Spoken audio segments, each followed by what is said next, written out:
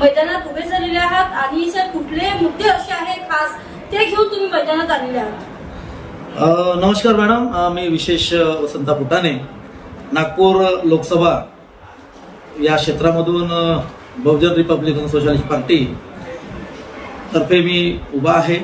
आमचे राष्ट्रीय leader doctor Suresh Mane आहेत, त्यांच्या नेतृत्वामध्ये आम्ही काम करतो आणि बहुजन चळवळीमध्ये अतिशय सक्रिय सहभाग असल्यामुळं आणि बहुजनांची झोपलेली कोम जागे करण्यासाठी, त्यात ओबीसींची असं म्हणावं लागेल कारण मी स्वतः एक ओबीसी आहे आणि ओबीसींच्या मुद्द्यावर आम्ही हे निवडणूक लढवत आहोत. सर असे भरपूर मुद्दे आहे. आपण महाराष्ट्रातही पाहता, भारतमध्ये पाहता, खास करून आपल्या नागपूरमध्येही विकास कार्य आहे. विकास कार्याबद्दल तुम्ही काय, तुमचं मत काय आहे सर? जसं मी आता सुरुवातीलाच बोललो की माझं ओबीसींच्या मुद्द्यावर घेऊन मी निवडणूक लढवतो आहे. हा जेव्हा मी मुद्दा बोललो, विकास कार्य तर आहे, विकासाच्या बाबतीत बोलता येईलही आपल्याला, कुठे विकास झाला नाही झाला, काय परिणाम आहे, काय होईल नाही होईल तो बघूया.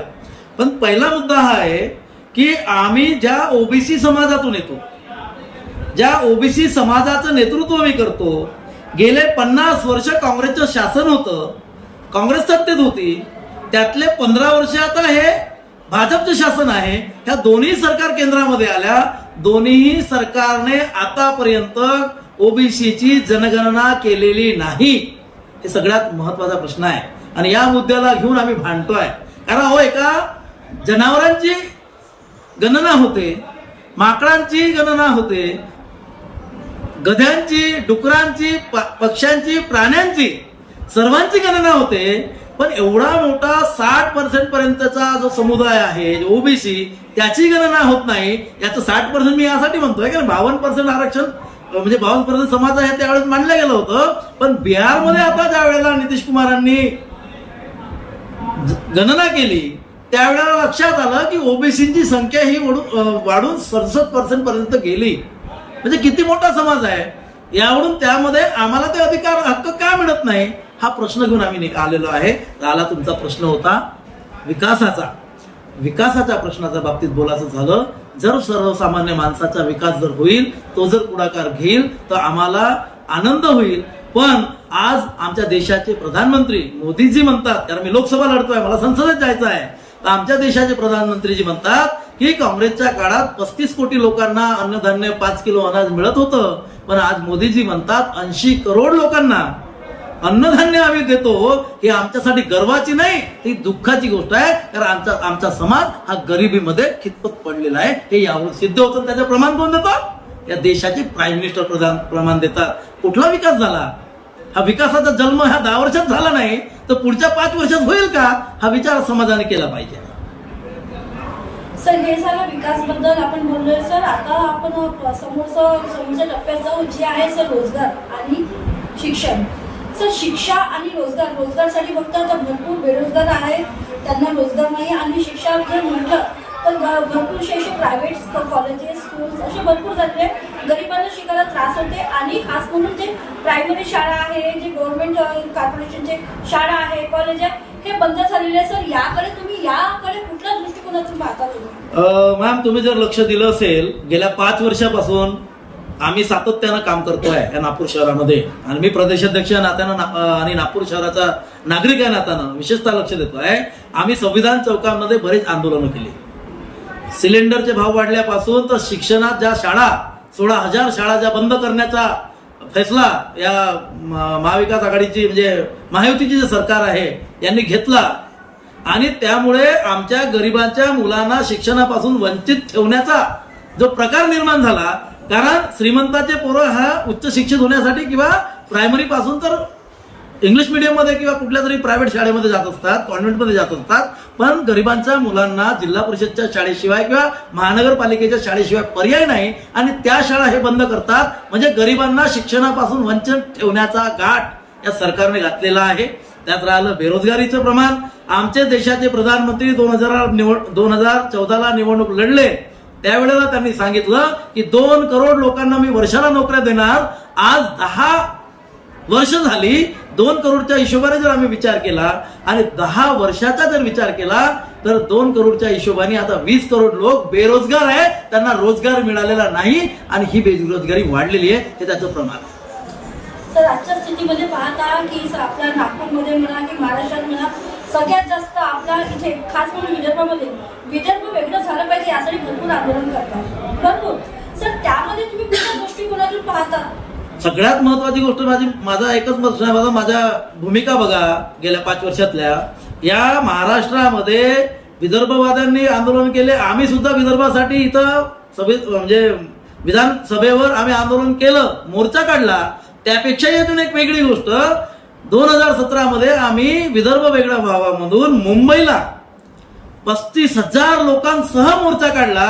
त्यात आमच्या 2-3 महत्वाच्या मागण्या होत्या. एक तर विदर्भ वेगळा झाला पाहिजे, विदर्भाचा अनुशेष भरून निघाला पाहिजे. त्यातल्या त्यात आम्ही मोठ्या नोटा 1000 आणि 500च्या नोटा बंद झाल्या पाहिजे हा मोर्चा काढला. त्यातली आमची एक मागणी मोदी साहेबांनी पूर्ण केली, ती म्हणजे नोटा बंद करण्याची. आमचं म्हणणं होतं की मोठ्या नोटा बंद झाल्या पाहिजे, त्यांनी त्यापेक्षाही मोठी नोट काढली आणि ती 2000ची. आता तुम्ही याच्यावर विचार करा, भ्रष्टाचार कमी नाही तो वाढला, हे तेवढंच महत्वाचं आहे. सर आपण पुन्हा बघतो की सर तुम्ही जे म्हणता आता हे जे आपला विदर्भ वेगळा झाला पाहिजे, सर जर विदर्भ वेगळा झाला तर कुठले असे फायदे आपल्या विदर्भाला होणार? सर विदर्भ वेगळा झाला तर आपल्याकडे खनिज संपत्ती आहे, जंगल संपत्ती आहे. आपला देशाला आपल्या विदर्भाला राजधानी आधी आहे.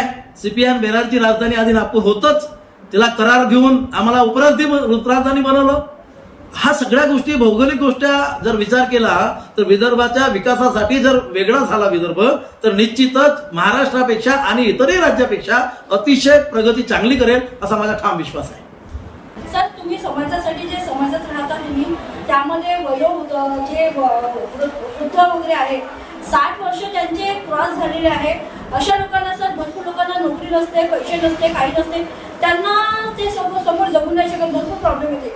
सर त्यांच्यासाठी पेन्शनसाठी किंवा त्यांच्या समोरच्या पैशासाठी त्यांनी जगावं यासाठी तुम्ही काहीतरी विचार केलेला आहे का आणि काय विचार केले जर असं विचार केला असेल? अतिशय सुंदर प्रश्न विचारला मॅम, आणि तो काळाची गरज आहे.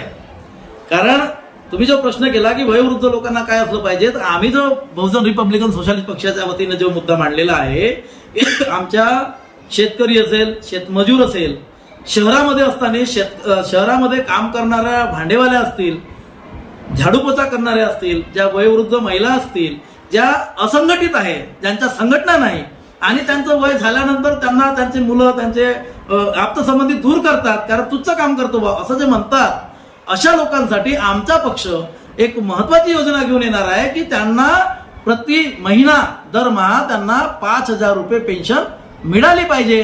आता तुमचा दुसरा प्रश्न होता की ते कसे नियोजन करणार, बरोबर की नाही? तर अशा परिस्थितीमध्ये आमचा प्रश्न आहे की या देशामध्ये 543 खासदार आहेत, 250 राज्यसभेचे खासदार आहेत, त्यानंतर 1100च्या वर या देशामध्ये आमदार आहेत, यांना महिन्याला पगार मिळतो. आजची स्थिती तर भवाय म्हणजे एकदम भवाय आहे की या देशामध्ये 600 ते 3,000 रुपयामध्ये वर्षभराचा रिचार्ज जर रिलायन्स मारून देत असेल तरी 15,000 रुपये महिना त्या खासदाराला आमदाराला मोबाईल फक्त मिळतो. या देशाचं दुःख आहे. अशा परिस्थितीमध्ये माझं सरळ मत आहे की या आमदारांच्या खासदारांच्या पगार आणि पेन्शन ह्या रद्द केल्या पाहिजे, या नसल्या पाहिजे आणि त्या पैशातून या देशातले गोरगरीब जे आहेत त्यांना 5,000 रुपये पेन्शन मिळाली पाहिजे. कारण दुसरं प्रावधान करायचं असेल ते करू शकतो, पण हे महत्वाचं प्रावधान आहे. कारण याचं कारणही तसंच आहे. आपण राजकारण्यांना समाजसेवी म्हणतो, समाजसेवा करण्यासाठी यांना पैशाची गरज का? आणि समाजसेवा करण्यासाठी ज्या दिवशी पगार आणि पैसे बंद होतील त्या दिवशी सर्वसामान्य खरोखर लोकांची सेवा करणारा माणूस या निवडणुकीत उभा राहील आणि पैसेवाल्यांचं इथं काम पडणार नाही. नाहीतर पैशाने अदानी अंबानी सुद्धा खासदारकी विकत घेऊ शकतात. कारण आपण ज्या ठिकाणी जे झालेले आहे 40 लोक गेले, 50 लोक गेले, जे लोक गेलेले आहे तुम्ही बघा कशासाठी गेले आहे. कारण बोंबलतात बाजारात जे चालू आहे ते आपण विकावं. कारण लोक म्हणतात खोके खोके खोके, तर ह्या खोक्याचा प्रकार ऑटोमॅटिक बंद होईल. कारण त्यावेळेला देश विकसित झाला असं म्हणावं लागेल. कारण अमेरिकेचा राष्ट्रपती तो कालपर्यंत राष्ट्रपती असतो आणि ज्या दिवशी तो पदावरून उतरतो तो त्यावेळेस तो त्याची शेती किंवा त्याचे जे महत्वाचं काम असतं तो ते पुन्हा काम करतो. पण या देशामध्ये जो राजकीय मात एकदा उभा झाला, निवडून आला तर तो पुन्हा शेतीकडे वळून पाहत नाही, तो आपल्या पुढच्या धंद्याकडे वळून पाहत नाही. कारण ही परिस्थिती आहे. आणि यावर अजून मला काही बोलायचं आहे की या लोकसभेमध्ये जे लोक निवडून आलेले आहेत त्यांचा बायोडाटा तुम्ही पहा.